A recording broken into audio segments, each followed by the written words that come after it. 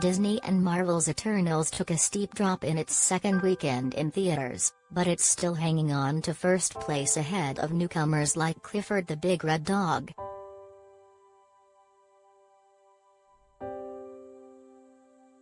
Eternals added $27.5 million over the weekend, bringing its domestic total to $118.8 million, according to studio estimates Sunday.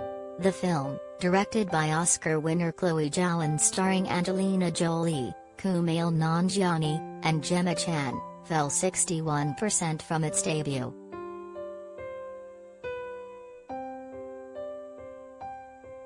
Though not uncommon for a big superhero tentpole, it was significantly steeper than the 52% drop seen by the last Disney and Marvel offering, Shang-Chi and the Legend of the Ten Rings.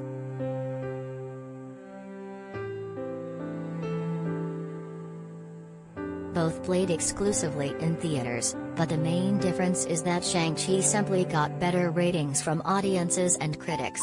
Shang-Chi also became available to stream on Disney Plus this weekend. Eternals has made $281.4 million globally to date.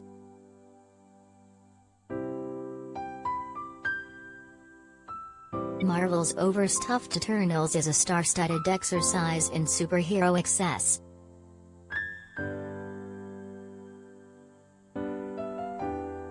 How Eternals breaks the Marvel superhero mold as a love letter to Earth and humanity.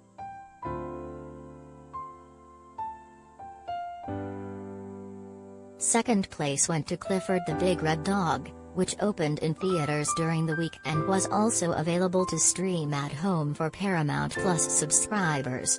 It made an estimated $16.4 million from 3,700 theaters over the weekend and $22 million across its 5 days in release.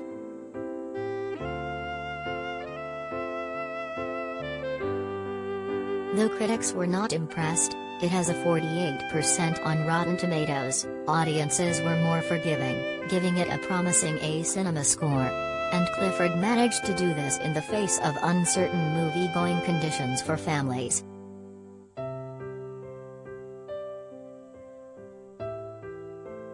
There's been a lot of talk about family audiences and whether or not they want to go to the movie theater, said Paul Dargrobedian, Comscore's senior media analyst. I think this is a really solid debut. It shows there is a demand for family films on the small screen and the big screen.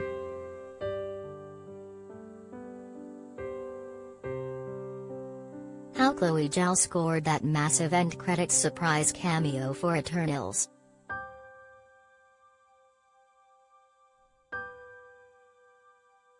Marvel's Eternals tops box office with $71 million on opening weekend, but audience response is mixed.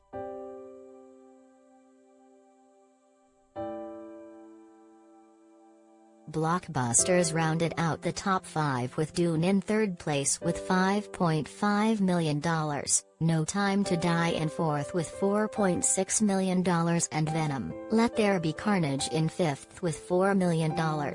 Notably, Venom 2 this weekend became only the second pandemic-era film to cross the $200 million mark at the domestic box office. The other was Shang-Chi.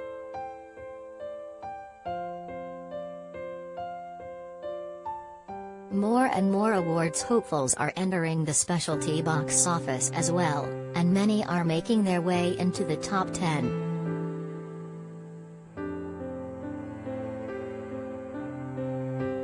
This weekend Kenneth Branagh's semi-autobiographical film Belfast made $1.8 million from 580 screens in its debut. In its second weekend, Spencer, featuring Kristen Stewart as Princess Diana, pulled in $1.5 million from 1,265 screens. And even in its fourth weekend, Wes Anderson's The French Dispatch continues to do well, adding $1.8 million and bringing its total to $11.6 million.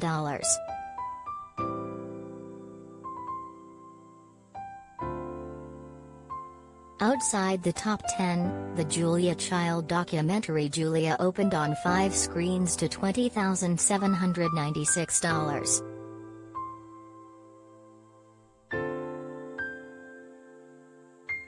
These films are in fewer theaters, but there is a demand for independent film, which is one of the categories that everyone thought would be really hurt by the pandemic, said Deborah Bedian.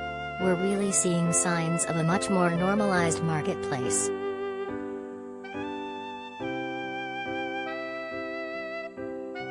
Next weekend, Ghostbusters: Afterlife faces off against the Will Smith Awards hopeful King Richard.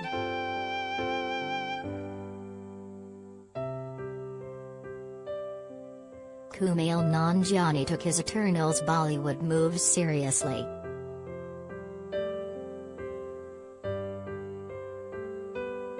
Estimated ticket sales for Friday through Sunday at US and Canadian theaters, according to Comscore. Final domestic figures will be released Monday.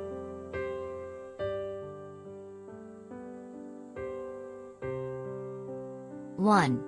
Eternals, $27.5 million.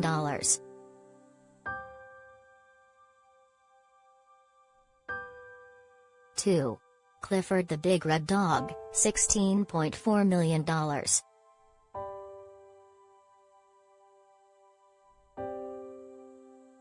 3. Dune, $5.5 million.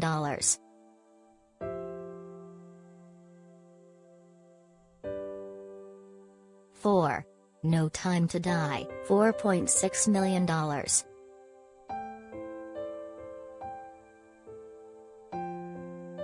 5. Venom: Let There Be Carnage, $4 million.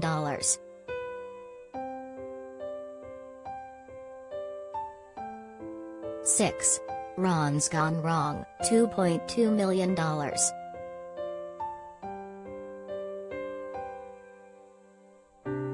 7. The French Dispatch, $1.8 million.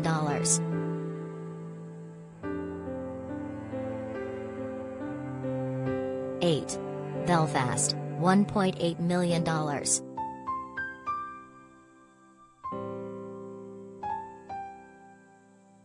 9.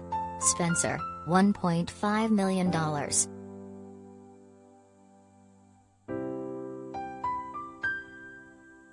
10. Antlers, $1.2 million.